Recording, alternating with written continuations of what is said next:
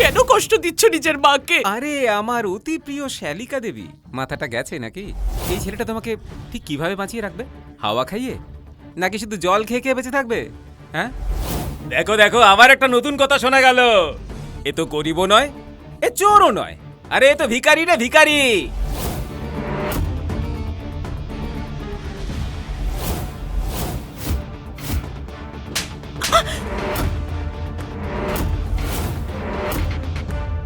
পাগল হয়ে গেছিস তুই? আমি তোর নিজের দিদি, তোর খারাপ কোনোদিনই চাইবো না।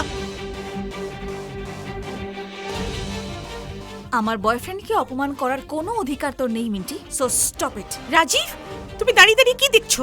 বলো ওদেরকে যে তুমি ওকে ছোটবেলা থেকেই চেনো। এই অপদার্থটাকে তো আমি ছোটবেলা থেকে চিনি। একই স্কুলে পড়তাম আমরা দুজনে, একই ক্লাসে। ক্লাসের একটা বাচ্চাও ওর ধারে পাশে যেতে চাইতো না। এত গরিব ছিল না ও, ওর গা থেকে দুর্গন্ধ আসতো শুধু। কিন্তু হ্যাঁ, পড়াশোনাতে ভালো ছিল, এক্সামে টপ করতো। কিন্তু দেখে নাও, আসলে তো ও ভিখারি। আচ্ছা মিন্টি, ইনফ্যাক্ট তোমার কাছে ওর আজকের ফটো আছে না, ভিক্ষে চাইছে? রাইট। তাহলে what are you waiting for? দেখাও না সবাইকে।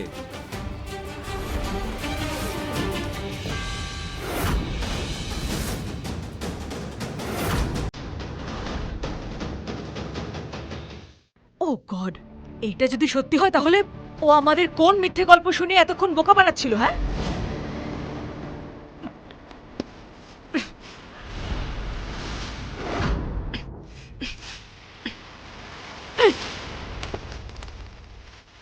এই নাও তোমার সব নকল পেপারস। তোমার সাহস হয় কি করে আমার মেয়েকে ফাঁসানোর আর আমাকে মিথ্যে কথা বলার, আর সবার সামনে আমাকে এবং আমার পরিবারকে অপমান করার? এই পেপারটা ছেড়ে আপনার উচিত হয়নি। যখন আপনি সত্যিটা জানতে পারবেন তখন আপনি আফসোস করুন। আফসোস তো এই জন্য হচ্ছে যে তুই এখনো এখানে দাঁড়িয়ে আছিস ভিখারি।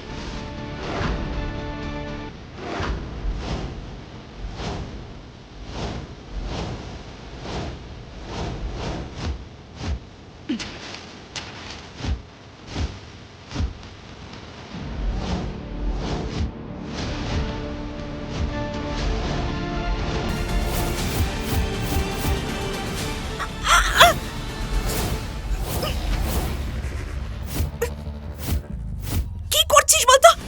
আমার কিন্তু লাগছে আমি তোর নিজের দিদি হই, আর এই ভিখারির জন্য তুই নিজের দিদির উপর হাত তুলছিস। ছাড় আমাকে।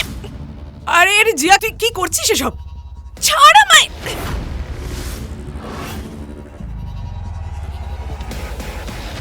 ব্যাস, সব ভুল আমারই। ও আমাকে নয়, বরং আমি ওকে ফাঁসিয়েছি। কি?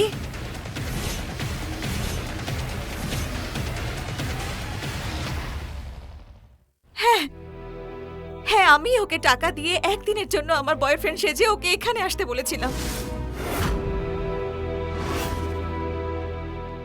সব সব সব ভুল আমার। সরি সরি ঈশান, আমি বুঝতে পারিনি যে আমার ফ্যামিলি তোমাকে এইভাবে অপমান করবে।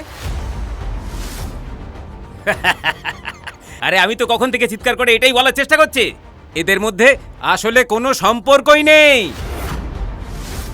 এ হলো ভিখারি, আর ভিখারির ঝুলিতে কেউ কখনো নিজের মেয়েকে তুলে দেয় না।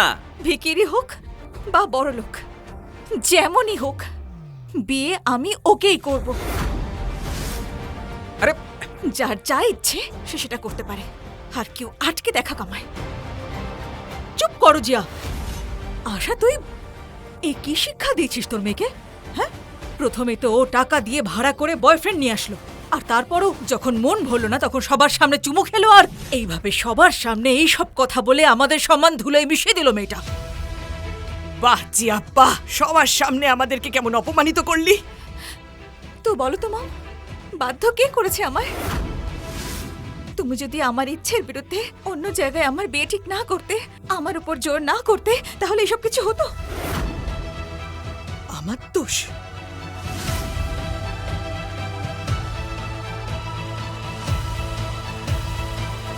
তুমি একটা কাজ করো, এই টাকা নাও আর চলে যাও এখান থেকে। I am really sorry.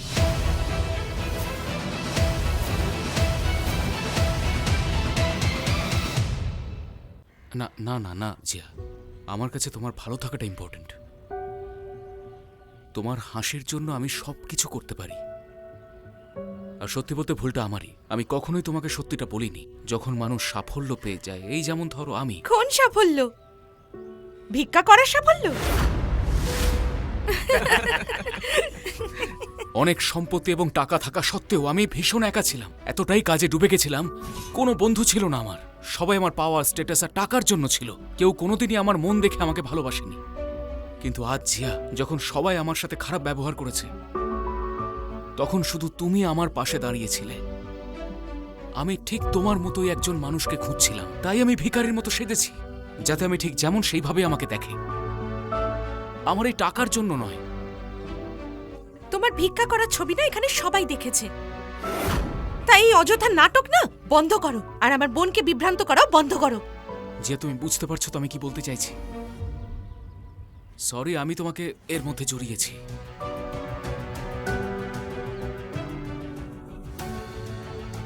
তাহলে একটা কাজ করো, এবার সত্যিটা বলো প্লিজ। জিয়া, আমি সেই যাকে তুমি স্বপ্নে ভালোবাসতে। ব্যাস, অনেক হয়েছে। বাড়ির ভেতরে চল। আর এই ভিখারিটাকে না আমি এক্ষুনি নিজের বাড়ি থেকে বার করে দেবো। চল চল বলছি, চল।